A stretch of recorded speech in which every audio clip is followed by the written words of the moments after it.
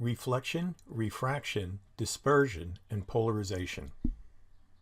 Light reflects off objects. Light originating from point P is incident on the vertical surface M and reflects with the same angle as the incident angle over to Q. This is just like the behavior of a particle bouncing off a wall. We will be solving refraction and reflection problems in the next unit, geometric optics. Shown below, a light wave, over here, hits an interface where the light travels at a slower speed in a slow, denser medium. So here's the fast medium, here's the slower medium, which is also denser than the fast medium. Since the wave is entering an angle, the bottom of the wave hits the slow medium first. That portion of the wave begins to travel more slowly before the top of the light ray. This causes the whole ray to bend to the right. This phenomenon is called refraction. If a light ray goes straight into a different medium that is parallel to the normal, instead of an angle, no refraction occurs. This is shown in the green circle below. Different parts of the light ray need to hit the new medium at different times in order for the ray to bend. And here it's hitting this interface at an angle, so it does bend. It's coming down like this, and then it bends off in that direction.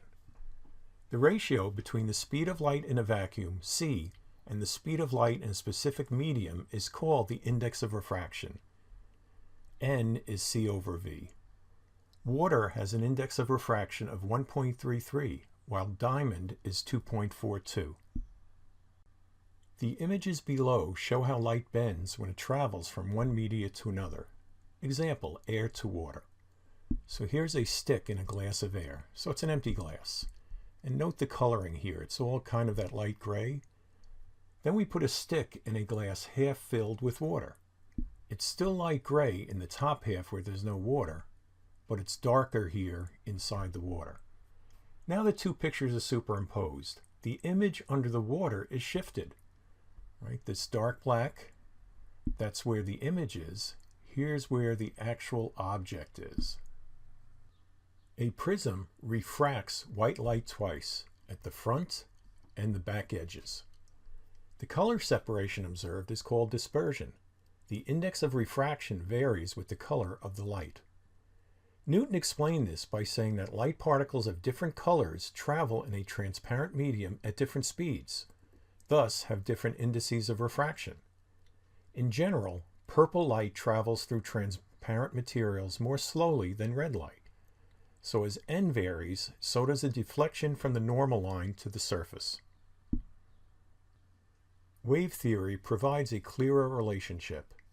As wavelength increases, the refractive index decreases.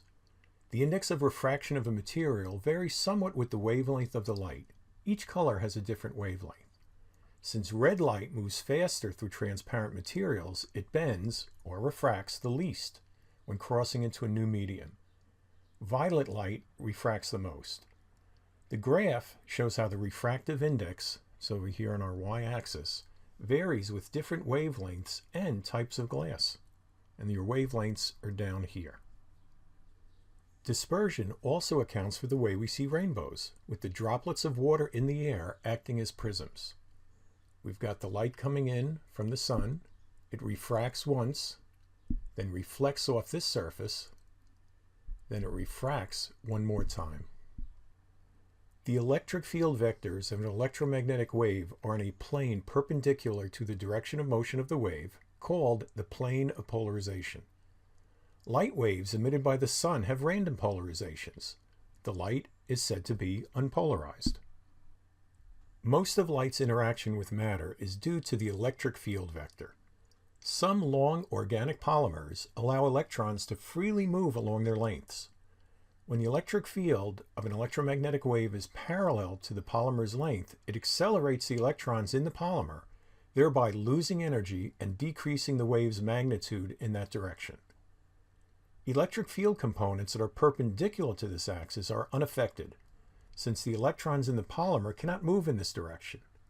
In this case, the electric field component of the wave loses no energy as it passes through. Practical applications of this include sunglasses and light filters. Unpolarized light enters from the left.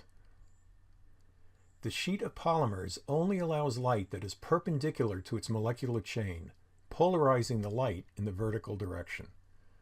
So here we have our polymer. We've got these various different waves, and the only one that's going to pass through is this one.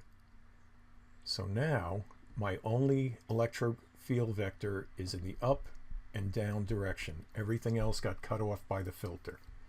Only transverse waves can be polarized. Longitudinal waves, such as sound or water waves, cannot be polarized. Polarizing sunglasses contain a polarizing filter that blocks horizontally polarized light.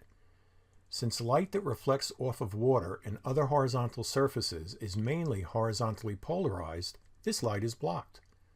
The polarizing filter reduces the intensity of the unpolarized light to 1/2 the original intensity. The glare is also reduced without losing any of the details of the observations. Two polarizing filters arranged as shown above will block all the light rays. No light can make it through. So here's our unpolarized light. This filter only allows light in this direction, only allows the electric field vectors in that direction to pass through. But then that is blocked by this filter, so there is no light coming out.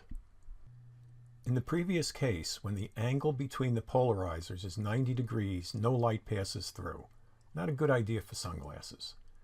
But the intensity of the light can be reduced by a second polarizer at an angle theta between the polarizer axis and the plane of polarization.